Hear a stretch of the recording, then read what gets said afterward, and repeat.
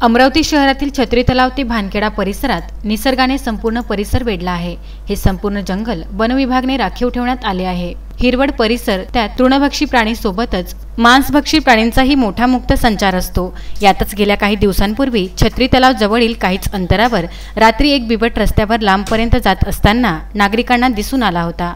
या बिबट्याला चारचाकी वाहनात बसलेल्या युवकांनी आपल्या मोबाईलमध्ये कैद केले होते। या प्रकरणाची माहिती होताच वन विभागाने दुसऱ्या दिवशी संपूर्ण परिसरात सर्च मोहीम राबवण्यात आली। मात्र बिबट्याचा कोणताच थांगपत्ता लागला नाही। एवढं असताना मात्र गुरुवारी पुन्हा छत्री तलाव जवळील हनुमान मंदिराच्या काही अंतरावर हाच बिबट मुख्य रस्त्यावरील एका झाडावर झोपलेल्या नागरिकांना दिसून आल्याने भीतीचे वातावरण पसरले आहे। शिकार करून गाढ झोपेत असलेल्या या बिबट्याला भानखेडा जाणाऱ्या नागरिकांनी अगदी जवळून पाहिले, तर बिबट्याने हालचाली केल्याने तेथून अनेकांनी तात्काळ पळही काढला।